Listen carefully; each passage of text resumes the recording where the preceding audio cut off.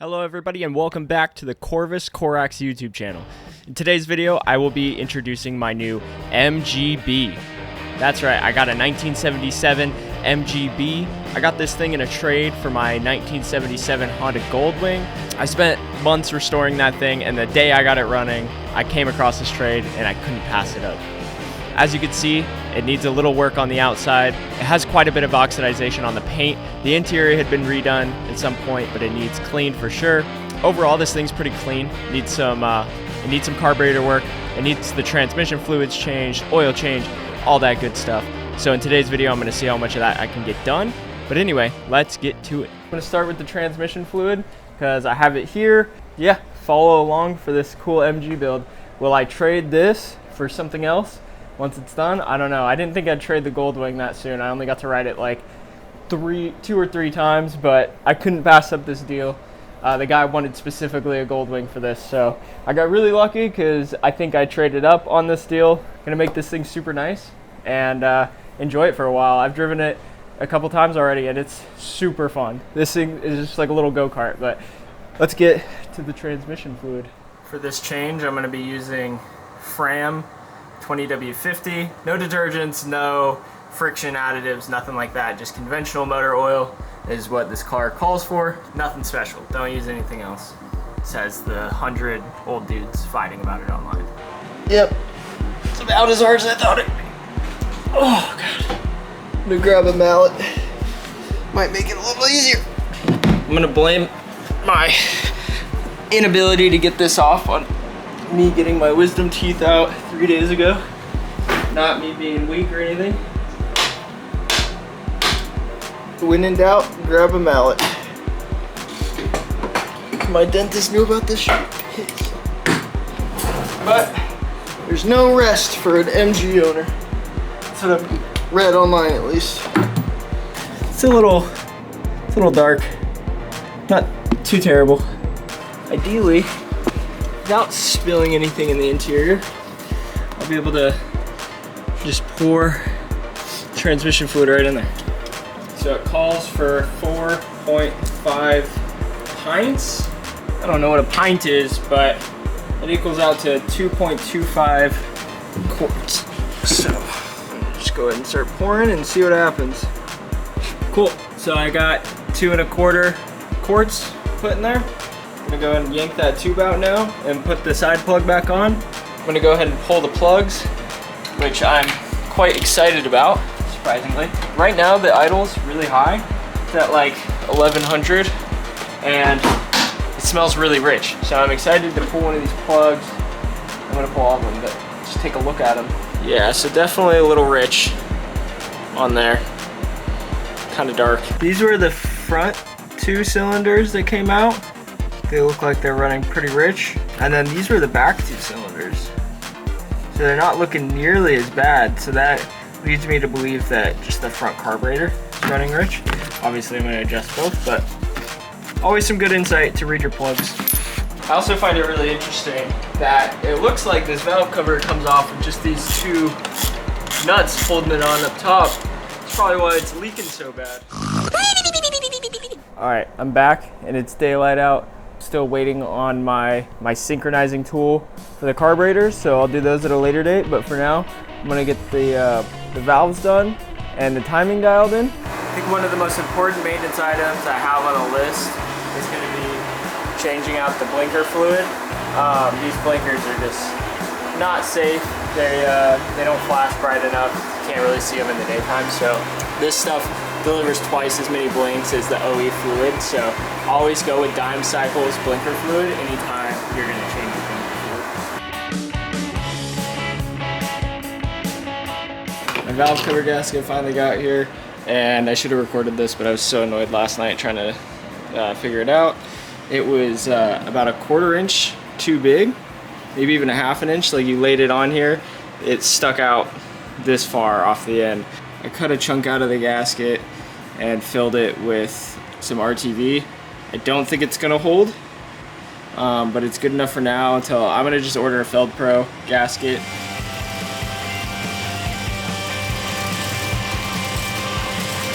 Well, in the middle of tuning it up, it died. I didn't film it because it was taking like an hour. I went ahead and got a fuel filter replacement because this one is disgusting. It literally has chunks in it. So, hell with that one. Got a new one. And 5 gallons of gas. So, we'll throw this stuff at it and hope that it fixes it and hope that it turns on. Interesting fact about these cars for people who might not know. So the gas tank fill is actually in the back here. When I was at the pump last, the gas thing did not shut off when the gas got to the back. So I guess if you own an MG, you probably know that. But for anyone thinking about getting one, be careful with that.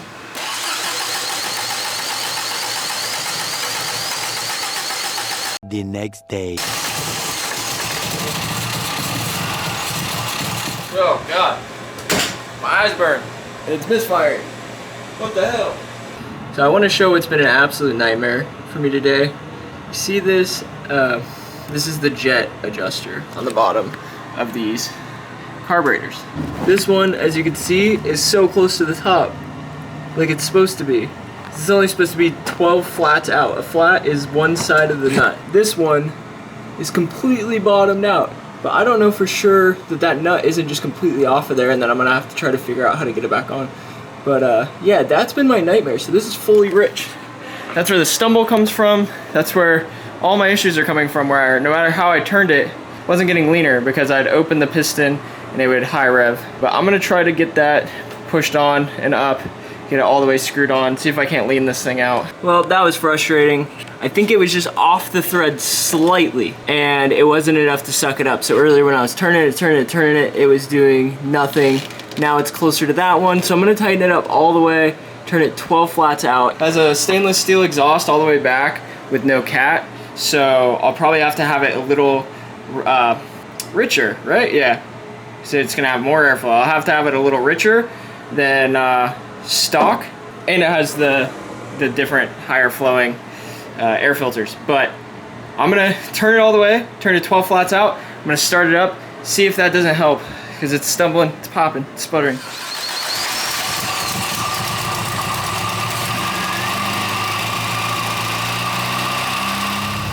Took it out for a first little test drive and it ran terribly. I had the spark plugs gapped wrong, so hopefully this goes a lot better. It's still stinky and smelly. Now it is. Okay, yeah, it's this red. Is really safe to drive like that. I cannot see that way at all. How about I shine a light? Okay, so the spark plugs are gapped super wrong, because I didn't even bother to check, because I was lazy, and it was stumbling, and now, oh, now it rips. Dude, it rips. It's way faster. And it's not like... Alright, now that we got her tuned up and running good, time to focus on some aesthetic stuff. So as you can see, the paint has seen better days. So I'm actually going to go ahead and wet sand it. So right here we got 1000 grit, then we got 2000 grit. I'm not too worried about stepping up slowly in grits. You'll hit it with a heavy buffing compound and polish and whatnot after that. So first thing you're gonna wanna do, if you're following along on how to wet sand, you're gonna wanna start with a small area and a not too noticeable place, just in case you mess up, and so that way no one can see your screw up. So right now I'm just gonna start with the hood, because yeah, you won't be able to see it if I mess up. Periodically check your sandpaper. Make sure that you haven't burnt through it, and don't put any pressure on your sanding block, and make sure to keep your surface wet the entire time. You can use water or piss, whatever you have close to you. If you don't have a sink near, just go ahead and urinate in your bottle and get to sanding. Hopefully it looks a lot shinier than this. I don't know if it will, because this is shining, as you can see. But yeah, we'll go ahead and move up to the next grit and check back in. I'm gonna start cutting it, buffing it, polishing it, see how she turns out. I did kind of a loose job on the sanding because I already did one pack. So this is just touch up.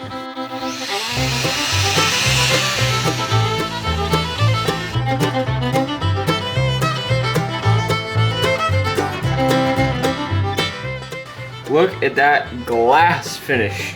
Just buffing, nothing else. Can't wait till I polish it, get it waxed. This puppy's gonna be shining. This process really is not for the faint of heart. If you're someone who doesn't have a lot of time, it is something you can do on your weekends. I'm just doing it on my weekend between work and whatnot. But if you're someone who doesn't like to spend countless hours, it's only a little bit of money to get all the supplies. But yeah, if you're not someone who wants to spend countless of hours, if you're someone who's lazy, pay someone to do it for you, because this is a lot of work. Well, there we have it. That is the whole front end, wet sanded, cut, and buffed. I gave it maybe like 70% effort because there is some minor paintwork, dents, whatnot that need to be addressed on this car. And so it's kind of pointless to go 100% when there still is stuff to be done that I'm going to do over the winter. But I think it came out pretty damn good. Yeah, just gonna get this junk off and then probably go take her for a spin. Whew, it's been a long day. So now, after all that work, let's see how she does with a cold start. Gonna wanna pull the choke out. It's a cool little choke thing under the dash. Pull it out, twist it so it locks in place. And let's see, we're in neutral. Oh. Wow, that was pretty quick. So let's see, I'll let it warm up for a second and then we'll see how she does. Gotta go to Ace to get a replacement bolt for the top because I accidentally broke it, so good excuse to go for a drive. This is one of my favorite features, the RPM gauge. You have to tap it to wake it up. I don't know why, that just cracks me up. After an ungodly amount of effort, I got her idling around 5 to 700, kind of varies depending on the heat of the day and the heat of the car, but listen to that purr. All right, I finally got a red light.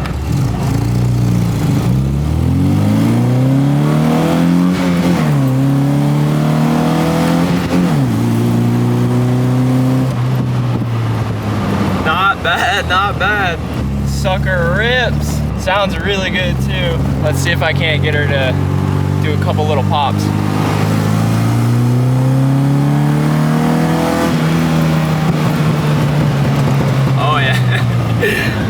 Oh, that's so funny coming out of a little 77. But it's got that cool stainless steel exhaust all the way out the back. That sounds so good though. I'd say this thing's running pretty dang good. It is a blast to drive. All the hard work's paying off. I'd say it was worth it trading my motorcycle. I still got some more things I'm gonna do. Some suspension upgrades, a little bit more cosmetic stuff that's to come, and other than that, this thing's dialed in for now. It's like a little rally car. I like that I like the little backfires on decel. That's so much fun. I missed that. I had a little 1975 Toyota Hilux that did that too. Oh yeah, there we go. Oh, come on. Cucked by the Prius. What's new? Okay, maybe one more.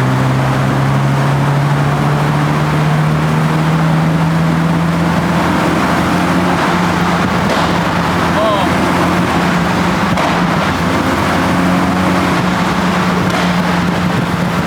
No one would ever expect it's me. That's so funny. That's so funny, I love that. But yeah, anyway, thanks for watching. Like, subscribe, do all the things. Stay tuned for some more 1977 MGB content. Know what they did? Oh, he gets it. What's up? With the nice. With the nice. With the nice. With the nice. With the nice. With the nice. With the nice. With the nice. With the nice. With the nice.